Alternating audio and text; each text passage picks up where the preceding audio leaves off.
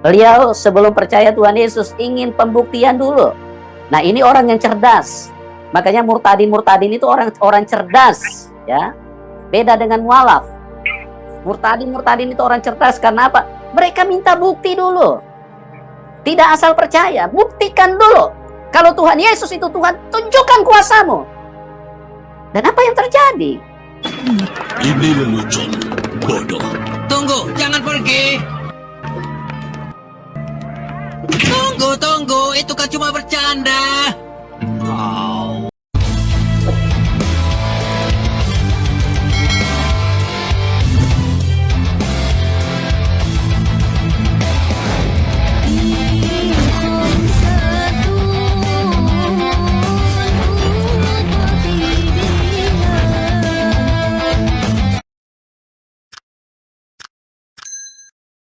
Sahabat-sahabat muslim yang dirahmati Allah dimanapun berada, semoga senantiasa dalam lindungan Allah Subhanahu wa Ta'ala.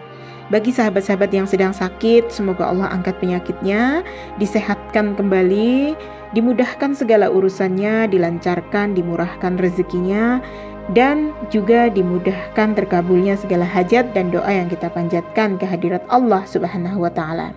Dan semoga juga tim Studio Islam senantiasa diberikan kemudahan, kesehatan, keberkahan, dan senantiasa istiqomah dalam menyampaikan syiar Islam ini, agar dapat senantiasa menebar manfaat bagi umat. Amin, amin, amin, ya Rabbal Alamin. Nah, kali ini kami juga ingin memperkenalkan langsung kepada netizen kesaksian para murtadin yang biasanya disebut oleh para netizen dengan panggilan Pendeta Ucup. Waktu dan tempat kami persilahkan kepada Pendeta Ucup agar menyampaikan kehebatan murtadin, mengapa mereka bisa sampai murtad. Bahkan, kesaksian kali ini adalah dari anak seorang ustadz. Nauzubillah. Beliau sebelum percaya Tuhan Yesus ingin pembuktian dulu. Nah, ini orang yang cerdas. Makanya murtadin itu orang cerdas, ya. Beda dengan mualaf. Murtadin itu orang cerdas karena apa? Mereka minta bukti dulu. Tidak asal percaya, buktikan dulu. Kalau Tuhan Yesus itu Tuhan, tunjukkan kuasamu. Dan apa yang terjadi? Ini lelucon bodoh.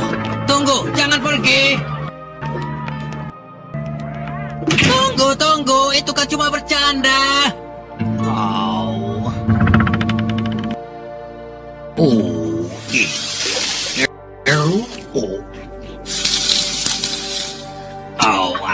Sebelumnya kami mohon maaf ya Pak Pendeta Ucup. Sebenarnya sebagian dari warga Bikini Bottom, maksud saya warga plus 62 mungkin sudah tidak percaya lagi dengan hal-hal seperti itu. Tapi hal itu tidak menyurutkan semangat kami untuk mendengarkan kesaksian kalian.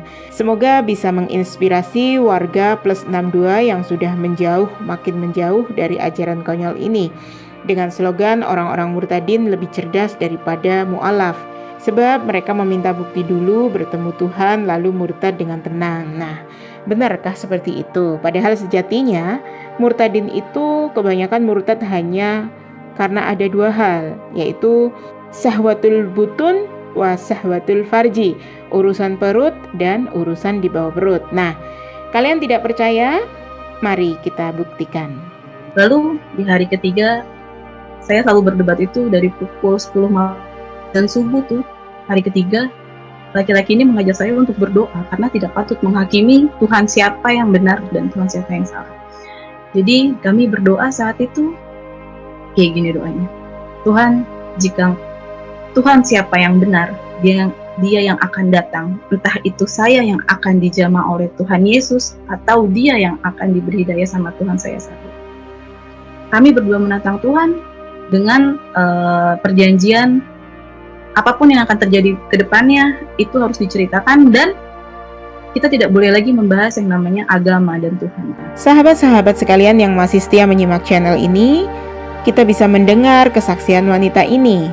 Dia mengaku anak seorang ustadz. Nah, sebelum murtad, dia berdebat dengan kekasihnya yang beragama Kristen selama 3 hari 3 malam. Wow, luar biasa. Jadi pada dasarnya dia itu murtad karena pasangan, bukan karena ilmu pengetahuan, bukan karena Islam itu salah atau Kristen itu benar. Jadi sangat tepat ya kalau dia murtad karena urusan di bawah perut atau syahwatul farji.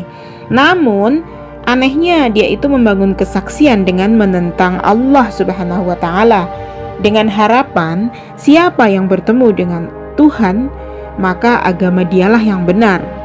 Na'udzubillahi min dzalik. Nah ini yang aneh ya teman-teman. Anak seorang ustadz kok sampai nggak paham tentang Allah Subhanahu wa ta'ala, bahwa Allah itu tidak bisa dilihat, bahwa Allah itu tidak bisa disamakan dengan segala sesuatu. Laisa kamislihi syai'un.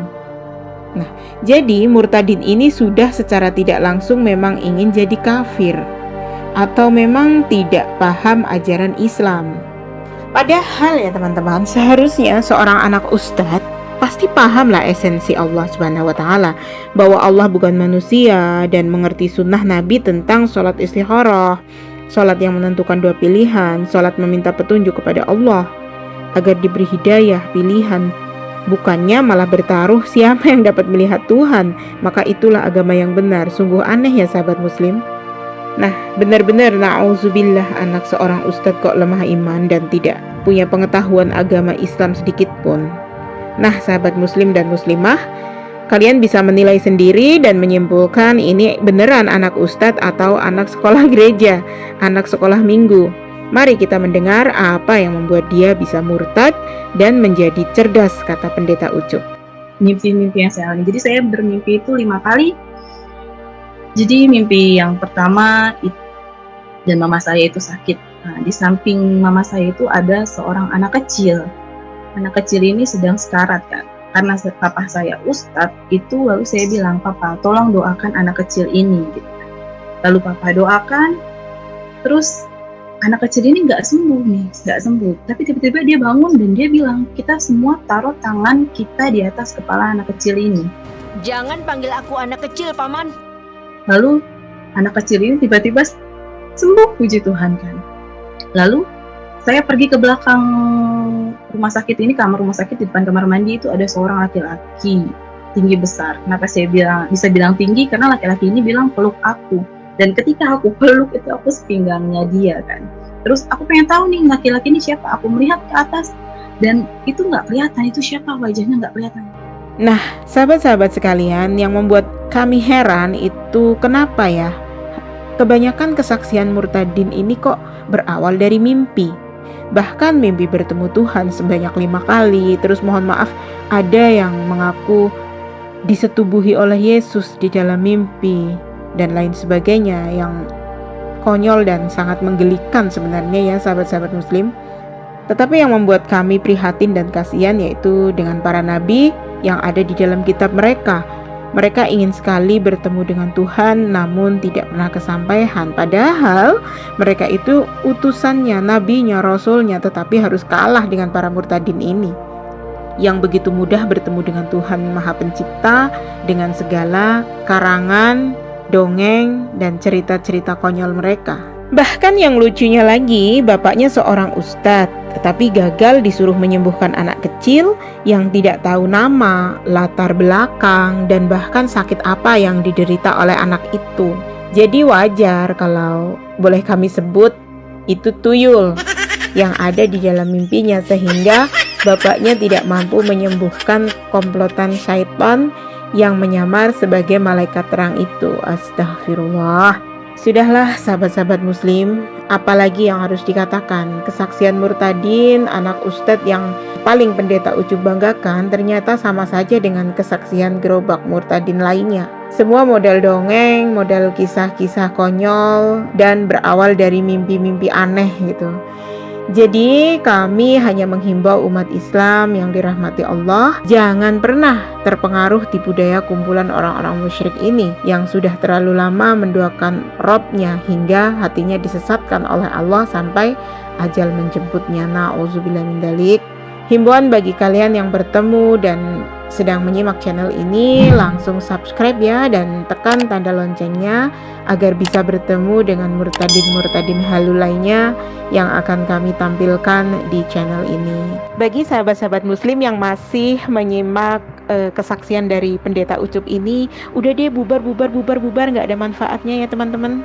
Kenapa setiap kali aku ingin bersenang-senang selalu saja salah? Nah sahabat-sahabat netizen, semoga video ini bisa meningkatkan iman dan ketakwaan kita kepada Allah dan bisa menguatkan keyakinan kita bahwa tidak ada agama yang benar selain Islam.